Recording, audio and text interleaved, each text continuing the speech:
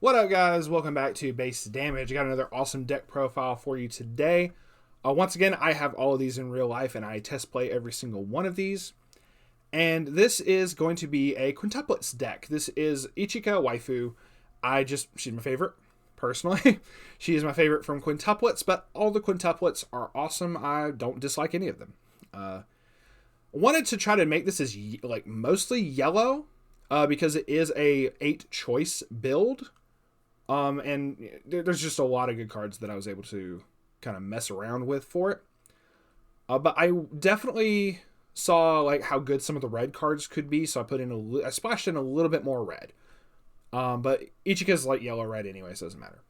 So this is also definitely not a budget deck by any means now. The double rares and the double rare pluses in here can be pretty pricey. I do have more of the double rares that I don't put in here, so this is about as cheap as I can get this deck. I could just increase the price if I really wanted, but this is definitely not budget. This is just a waifu deck. We're gonna roll into it. So first and foremost, obviously with deck log they do the level 3s first, so we're gonna kind of work our way backwards. Probably the most expensive card in the deck right now is this level 3. The Quintessential Quintuplets Ichika Nakano is a 329k. It is the early play. If your waiting room has 2 or less climaxes, this gets -1 level while in your hand. It gets 500 power for each of your other quintuplet characters, so it can be an 11k. And when this is placed on stage from your hand, you can pitch 1 card to heal the top card of your clock to your stock. There's a reason this has a price tag. It's really good. But this is also run in the 8 standby Nino deck for a Splash Ichika variant of that deck, which is really cool. So I say variants, but like honestly, most of the 8 standby meta decks do that version of it, so it's whatever. But there's a reason this has a price tag. I have a play set, but I only put 2 in here. I'll explain a little more in a bit. But 2 copies of that. 4 copies, sorry, of the Climax combo, Unstoppable Feelings, Ichika Nakano, which is when this card is placed on the stage from your hand. Bleh. Look at up to 3 cards from the top of your deck. Choose 1 card among them. Put into your hand. Put the rest in your waiting room. So you can add the Climax off of this if you absolutely need. But it replaces, you get a card for playing it. So still good. Also, it's a 10k. When Surprise Approach, which is this one. I had to look at it. It's either way. It's off the choice, but it's this one. And it's really cool art. When Surprise Approach is played on your climax area, if you have 2 or more other quintuplets, you can pay the cost, which is pay 1 stock and discard a quintuplets character. So you can't discard any card, it has to be a quintuplets character. If you do, this card gets the following ability until end of turn. This ability, 1 time per turn, when damage dealt by this card is cancelled, you may deal 2 damage to your opponent 2 times, which is really nice. And in my mind, it's like, okay, even if the damage doesn't get canceled off of this, or like off to proc the effect or whatever, if that's still like 3 or 4 damage that sticks, that's amazing. So either way, this is really cool. You have a chance to burn your opponent twice, 2 damage each time, meaning the entire amount of damage is more likely to stick, which is really cool. Or at least some damage will stick. So definitely like this. This is definitely one of the more pricier ones because this is a double rare plus. They don't do that but so much often anymore. I can English tonight. The next is In a Santa Suit, Ichika Nakano. Yeah, buddy. 3295. When this is placed on stage from hand, reveal the top card of your deck. If it's a quintuplets, you can deal 1 damage to your opponent. Pretty cool. When this card attacks, if you have 4 or more quintuplets, so full field, choose one of your characters. That character gets 2,500 power and +1 soul until end of the turn. Now, something that you can do with this, if you played this and still did the climax, if you absolutely need to swing for like specific amounts of damage, you can easily do that with this and the other Ichika or whatever. Like say you had to poke for like exactly 1 damage in your climaxes on the field, you can you can use this side attack because it's just on attack. It doesn't have to be frontal. And then like against a level 3 with your climax in play, you can poke and give her +1 soul to herself. That would give her 4. You can poke for exactly 1 damage that way if you absolutely need to.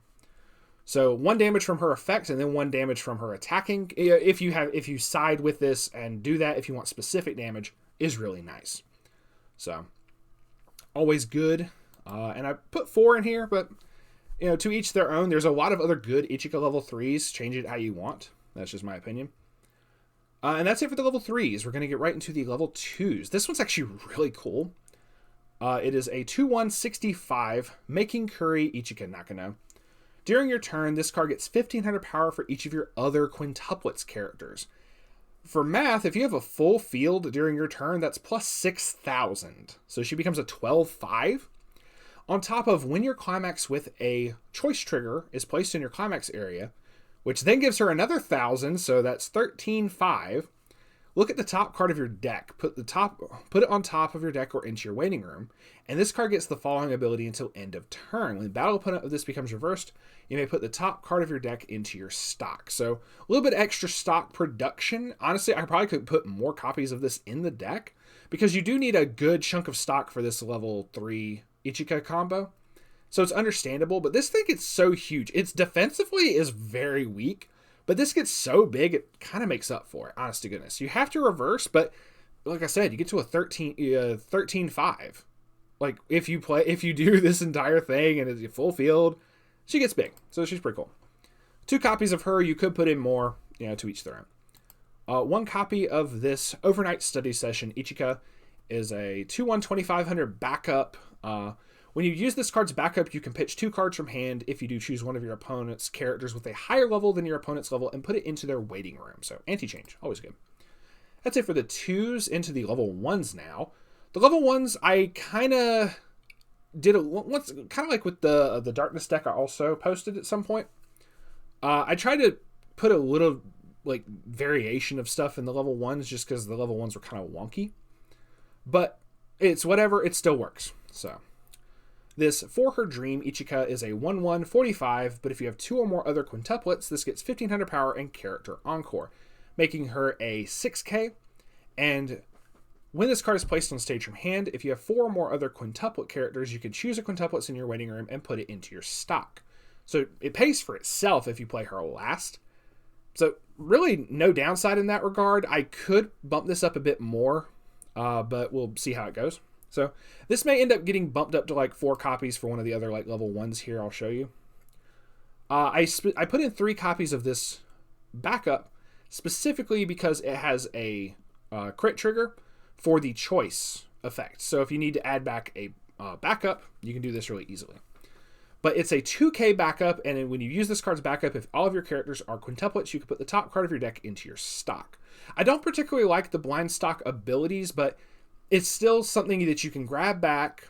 You can pay the stock, and still get it back. So it's not like you use up a whole bunch of resources for your level 3 combo. Once again, it's like very stock intensive, but it works out. So 3 copies of that. 2 copies of Air of Maturity Ichika. It's a 1/05k that on attack, if you have 2 or more other quints, it gets 2k. So it becomes a 7k offensively. Still pretty good. The level 1 climax combo, I have this. I do have the other level 1 from like the second set. And it's not, I like both. I'm going with this one though. But I do admit there's one gripe that I have about this, and that's with the climax combo, you have to have 6 or less cards in hand for one of the conditions of it. But to each their own. This is still pretty cool. When this card attacks, if you have another Quints character, it gets 1500 power, so bumps her up to a 6k, and with the climax, that's a 7k. She doesn't have to reverse though, so that's good. When this card attacks, if Blossom in the Dark of the Night, which is this one, like I said, the other choice trigger, and your hand has 6 or less cards, look at up to 3 cards from the top of your deck. Choose a Quint from amongst them, add it to your hand, put the rest into your waiting room. It's not really bad in any shape, form, or fashion. I just don't like the restriction that you have to have 6 or less cards in hand. But if you do the math, that basically means if you could purposely play more cards. I know this sounds really weird to say this. A lot of people will be like, oh, I want to still keep a whole bunch of cards in hand and still do the climax combos. You kind of have to make certain that as many as you're playing down that you can get back with this effect. But it's whatever. It's still a good climax combo. Don't get me wrong. Because once again, you don't have to reverse. I'm going to accept that. I'm going to say that that's good regardless. And then the last level one is a 1035. During your turn, This gets 1,000 power for each of your other Ichika characters. So if you have a full field, she's a 75. Pretty cool, but once again, very weak defensively. You don't have to reverse with anything in this deck for the most part, save for this level 2, which is just kind of like a faux climax combo. But the main 2 climax combos, you don't have to reverse with. So you don't mind like the extra power and whatnot for being able to get over your opponent's stuff. But I will say it is a little bit weaker defensively. I probably could nix this all together, but I wanted to try like other free cost stuff. And I probably could get rid of that and bump more of this up, but that's, to each their own. Then we have, this is from the trial deck, just to say. Shortcut Hairstyle Ichika Nakano as a 2k, but during your turn it gets 1,000, so it can become a 3k. When this card's battle opponent becomes reversed, choose one of your other quintuplets characters, rest it, and move it to an open position of your backstage. So that is the clean cut effect, if anybody's unfamiliar with the terminology. That effect right there is the clean cut effect. So this is pretty cool, but like I said, it's from the trial deck, which I know some of the trial deck cards are a little weird to try to get a hold of. But go for it if you can. It's really good. 2 copies of Habit of Undressing Ichika. Brainstormer first off, but when your climax with a choice trigger is placed on your climax area, reveal the top card of your deck. The reveal is mandatory, but if that card is an event or a quintuplets character, put it into your hand, choose one card into your hand, and put it into your waiting room. You can just discard the same card that you drew, it doesn't matter. Then the Brainstorm is pay 1, rest just her. Mill 4 for every choice trigger climax that is revealed. Search your deck for up to 1 quintuplets character, add it to your hand. So it's an 8 choice deck. Perfect card to run for it because both of the effects are based off the choice trigger anyway. So really cool. But I will say, remember the reveal is a mandatory on play. So just throwing that out there. Next is 2 copies of Intimate Sisters Ichika is a 002k. When this is put into your waiting room from the stage, you can pay 1, deal yourself a damage from the top of the deck. If you do, look at up to 2 cards from the top of your deck and choose up to 2 quintuplets characters from those 2, add them to your hand, put the rest into your waiting room. So you could potentially just get 2 cards off the top of your deck from this effect. This is actually really good. I'm surprised more people don't run this. I saw one dude was running this in the 8 standby Nino deck, and I was like, I like this. I like this tech in the Nino deck. This is really cool. Next is 2 copies. Yeah, it's 2 copies. I'm making certain I was telling you the right thing. Of Pure Wish Ichika. At the beginning of your opponent's attack phase, you may move this to an open position of your center stage. Already, free runner. Pretty cool. When this card becomes reversed in battle, you may reveal up to 3 cards from the top of your deck. If you reveal 1 or more cards, choose 1 character with Ichika in its card name amongst those cards, put it into your hand, put the rest into your waiting room, and then discard 1 card. So, really good. The entire deck's Ichika. That works. Really good. 2 copies of this other Brainstormer. So we have 2 Brainstormers in the deck, and this one's really good for another reason. First off, it has an act ability where you can pay 1 and sack it to look at the top 4 cards of your deck, choose a quints from amongst them, add it to your hand. The Brainstorm is pay 1, tap 2 of your characters. Mill 5. Mill 5 for each climax. Search your deck for an Ichika. It only searches Ichika. That's perfectly fine. The entire deck is. So, but it's a Mill 5, which is really cool. So, very powerful. 2 copies of this Operation Doppelganger Ichika. This is the only card in the deck that is also an Ichika, but it is also a Yotsuba. But it's a 002k. If it's on the stage, it counts as Yotsuba. This does nothing. It will also be regarded. Now that's saying if this is on the field, it won't turn off like this extra 1,000 effect or other cards that say other Ichika or whatever on the field. Because it says it's both. It's both Ichika and Yotsuba at the same time. If this is in the middle position of your center stage, it gets +1 soul. Really nice. And on play, pay 1, pitch 1, search your deck for a quints character. So definitely good to try to go ahead and grab your level 1s and get the ball rolling on that. And then 2 copies. This is uncommon. I was thinking this was from the trial deck for some reason. I don't know why. Drawing back Ichika. All of your other characters with Ichika get 500 power. Just global 500 to the entire deck. At the beginning of your climax phase, choose up to 2 of your characters with Ichika, and those characters get 500 power until the end of the turn. So global 5, and you can add another 500 to two different characters, to two other Ichikas. So technically, it's giving a global 1,000. Technically, at least during the battle phase, it is. So still really good, and I wanted to include a little bit of extra power up. Just saying. Once again, you don't have to reverse with anything except the level 2, and this doesn't even have to go off. But for your main combos, this is still just like your shit's gonna be big, like crazy big.